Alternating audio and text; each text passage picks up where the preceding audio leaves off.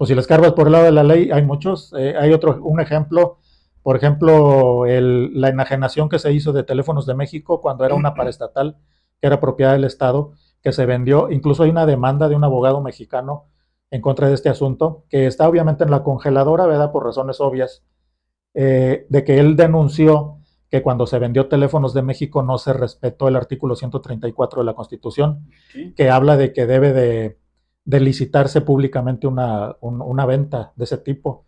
Se violaron ciertas normas de ese artículo y él alega que esa venta es ilegal y que ese bien sigue siendo público porque esa venta es Ya nula. te entendí. Y dice que él presentó una demanda a nivel federal, y pues la demanda está guardada, se tiene su fundamento. Entonces dices tú, bueno, no es una ley privativa, están prohibidos los monopolios en la Constitución, pero ¿qué pasa cuando una autoridad deliberadamente aplica privativamente un beneficio sobre un bien público?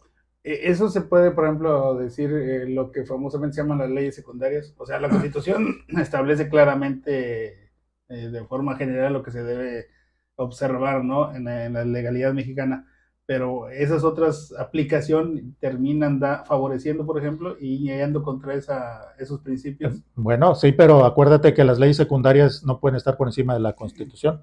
Si están por encima de la Constitución, son inconstitucionales e ilegales. Ya me acordé del principio que se me Sí, olvidó hace rato. Se llama principio de oportunidad. de oportunidad. Del criterio de oportunidad se llama. O sea, que el que lo aprovecha es Criterio oportunista. de oportunidad. Pues sí, casi, casi. No, o sea, tú vas a colaborar, vas a darnos información para esclarecer el caso y a cambio nosotros te vamos a conceder que te la pases en tu casa a todo dar. Pero hay condiciones para eso, ¿no? Okay. Hay requisitos. Bueno, esos son, podríamos decir, aspectos que tienen que ver con la ley y que hacen referencia a privilegios. Y como ese hay muchos, hay bastantes. Los privilegios, de hecho, están prohibidos tácitamente en toda la Constitución desde el artículo primero que prohíbe la discriminación. Desde ahí tú ves que es una Constitución que no solapa privilegios. Ahora, del dicho al hecho, hay mucho trecho. Oye, entonces se me hace, ahorita con lo que me estás platicando, yo no consulté tanto el marco legal. Digo, tú ya lo conoces y lo vas, ¿cómo se llama? Tejiendo, ¿no? Va para la discusión. Es que, por ejemplo, entonces me queda muy claro el por qué el privilegio. O sea, sí, a final de cuentas, la misma ley ya te está marcando esas pautas para los privilegios. Por ejemplo, por esta persona, Lozoya, que lo vieron comiendo ahí en un restaurante muy famoso en la Ciudad de México, y todo el mundo, ¿por qué está ahí? Pues lo están investigando y está dando mucha información. Entonces, el trato que le dieron fue privilegiado porque tenía información que al gobierno le interesaba o le interesa. Entonces, ahí, pues literalmente, y aparte existe ese, ¿cómo se llama? Ese instrumento para otorgarle ese privilegio. O sea, ni siquiera es que esté fuera de la ley. El asunto es que entonces, si está, por ejemplo, una persona viéndonos allá dentro de un penal y no tiene ni comida, entonces podrían decir, oye, ¿por qué a mí no me dan ese privilegio? O yo quiero gozar de ese privilegio. Y peor aún de que se lo concedieron y no cumplió con él y como quiera lo tenía. O sea, es el colmo, ¿no? Bueno, y por ejemplo, eso sería el ejemplo muy claro, por ejemplo, del privilegio que en lo que decías en materia económica, hablaba, por ejemplo, porque estamos hablando del Estado. El Estado cuando hace concesiones dice, bueno, tú y tú. Y entonces, ¿por qué los demás no? Entonces, esas personas terminan siendo privilegiadas. Que bueno, algo podría ser un muy, ¿cómo se llama? Ad hoc a lo que está ocurriendo ahora con las megaconstrucciones en México, ¿no? Que solo ciertos grupos están siendo privilegiados porque no se abrieron totalmente a licitación esos proyectos. Exactamente. Mira, hay un ejemplo que a mí me tocó ver. La Constitución es abierta y te van a decir aquí están prohibidos los monopolios, todas las gentes tienen las mismas oportunidades. Hace muchos años yo y un compañero quisimos saber los requisitos para tener una concesión de radio, para tener una estación de radio, ¿verdad?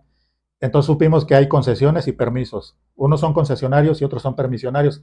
Los concesionarios la utilizan con fines de lucro y los permisionarios la utilizan con fines culturales o de divulgación sin fines de lucro.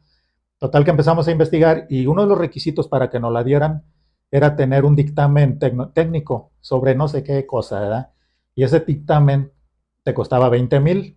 Entonces le dije yo, oye, 20,000 pesos, $20,000. Entonces dices tú, oye, la ley, que bien está la ley, no, o sea, hay oportunidades para todos. No para todos, nomás para los que lo pueden pagar. Entonces dices tú, pues, oye, eso es un privilegio ya, porque te excluye la capacidad económica. Ahorita tú mencionabas el aspecto social. No, pues que esta nació en pañales de seda, podría decir yo, ¿verdad? Y aquel no. Y eso es una cuestión social, pero tiene su origen desde el poder, ¿verdad? ¿Qué oportunidades tienes tú para poder desarrollarte? Estos señores millonarios como David Rockefeller y Billy Gates, que inventan cuentos que dicen que uno empezó en la banqueta vendiendo dulces cuando era niño y se hizo millonario, y que el otro empezó en un garaje, y que no es cierto, son mentiras. Esos señores son hijos de familias de abolengo millonarias y sacan esos cuentos para decirte que tú estás pobre y jodido porque no trabajas o no te esfuerzas. Y ellos sí, ¿verdad? Ellos sí lo lograron porque fueron, no es cierto, yo creo que son más huevones que nada. Es la verdad, ¿no? O sea, ¿por qué ponen ese tipo de comparaciones y salen otros también con lana que dicen, no, pues tú estás jodido por huevón y porque quieres?